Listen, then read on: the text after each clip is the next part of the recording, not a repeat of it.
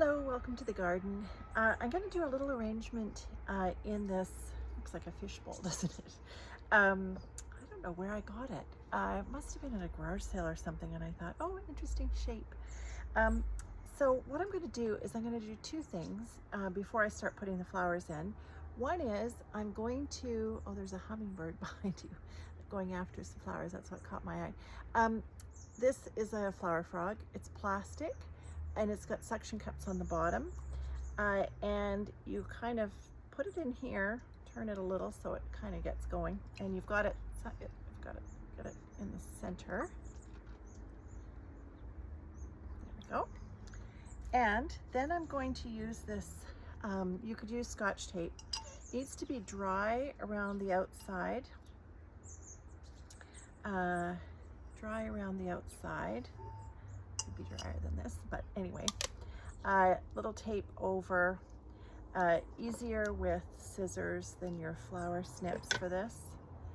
And I do a grid. Depends on how sort of straight you want your stems and how many stems and all that kind of stuff. But here we go. And because you can't really see it at all, the tape, you can go a little longer just for extra security, especially if it's a little bit wet like this one is. You could do a grid like the Calgary road system and just go directly across, or you could do it somewhat randomly like this. Anyway, there it is. And oh, I think I'll go one more time around. Did I lose my spot? That's always the thing, isn't it? Packing tape and all those things, always like that. Okay, so we'll go one more time just across. There we go. And then we've got two things. We've got something solid in the bottom, and then this for the stems at the top. So I'm going to start by putting in, this is chocolate mint, and my friend had given this to me a couple of years ago, and I started growing them in pots because, well, mint goes everywhere once you introduce it. Love, love, love. This stem is a beautiful dark color. I could take off this leaf. Of course, you can dry the leaves and use them and so on. But it just, in the vase, it's just fantastic. And I'm kind of after that with this 9 bark here. I also love 9 bark. It's great to grow in the garden because you get lots of it. It grows quickly. So what I would suggest, I'm just going to show you how to cut. This was one long stem, but I'm going to show you how to cut that so that you have a nice leaf at the top. So you want to cut it here, just ahead of the top of this. There we go. And then that gives you this workable one. And either this one or you take one leaf off and you've got the rest. But that's what I would suggest. There we go. And even though it's plastic, it's actually very stiff and strong, this frog in there. This crocosmia is starting to go to seed, and the colors are changing. Crocosmia is such a fantastic plant for that. And last year I found myself using it a lot in a lot of the workshops that I was doing when we were building other things, making nests and so on.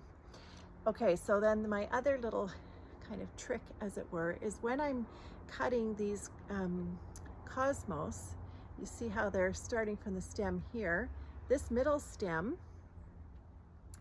needed to be trimmed because it was a spent bloom, it was done. And then I went all the way down here. It's better for the plant. You're getting right down into the, you know, the sort of triangle there. But I leave this on often because it gives me a different angle, and I can go in here with a nice strong stem, but I get this other angle. So there we go. And here's another of the 9 bark. And I think we'll go, let's see, I can probably leave that right in there. There we go. not going to be seeing me in a minute, but there we go. So I'm going to be thinking about having this in the middle of the table, and so people will be walking around and seeing all sides of it. And that's something that you kind of want to think about before you begin. It's kind of like when you're writing and you always think about who's the audience.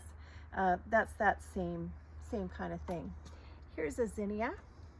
I'm just going with a very, very simple palette. I'm going to be doing white, a little bit of purple, but basically just keeping it very, very simple and somewhat autumnal here, I think. So here is, you can see the little, I love them. Only, I will say, the only little bunny tail that I want to see in this garden is that plant, and no actual bunnies. They are in the neighborhood, so but I, touch wood, have not had any yet.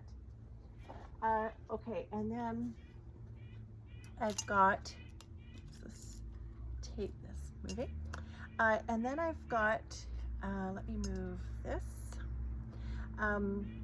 these beautiful beautiful Japanese anemone, and I'm going to just leave them. No, I'll just cut down slightly, and go in the middle there. There we go. I love them. Some people do not love them because they find that they take over in the garden, and I am completely fine with that because of the time of year that they do that. I'm always looking for something at this time of year. All right, another seed pod. Tuck that one in. And because of the way that I started with this sort of secure, very secure kind of thing, and because I decided it didn't matter to me, we're going to see this in the bottom, I'm fine with it.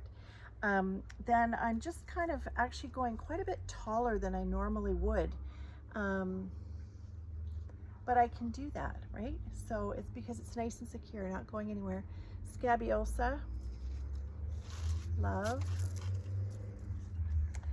And then some chocolate cosmos. So they're at different stages. So this one are, you know, full bloom.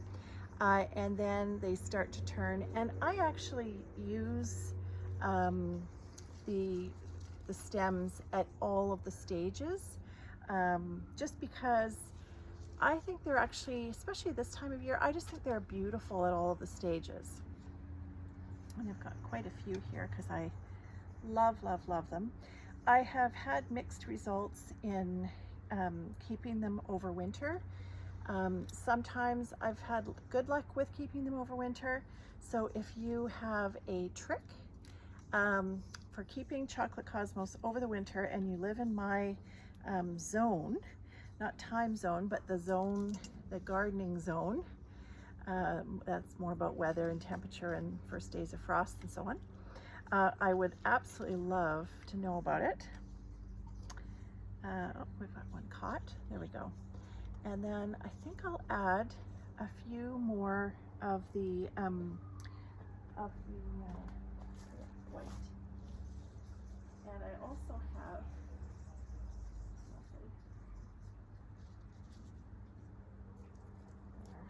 I cut the top of this sweet pea just because, I mean, how beautiful is that, right? I'll put that in here because I really want it to be a feature that you can really see. This is Royal Wedding. It's a sweet pea, gorgeous sweet pea. I've never grown it before. Love, love, love. Little cosmos. They're all the cosmos, I mean, they all have different, you know, superpowers, as it were. And there we go. You can start to see that this sweet pea here is going to seed. See, this is, I'll just pull it off so you can see it. But that will if I left it in the garden, it would turn into a seed pod that looks like a pea, like the kind of pea you'd eat, and it has the seeds in it that you'll grow next year. It is poisonous, so you're not, you have to be very careful if people are in the garden and thinking that they can eat all the peas. They cannot, not those ones. All right, and this Black Knight was the first Scabiosa I ever grew. I just think she's magical, and the color is so fantastic. And this, a little tiny bit of purple picks up with this, a little bit of purple on the chocolate mint. Tuck her in here. I only have one of her, and yeah, I think we're finished.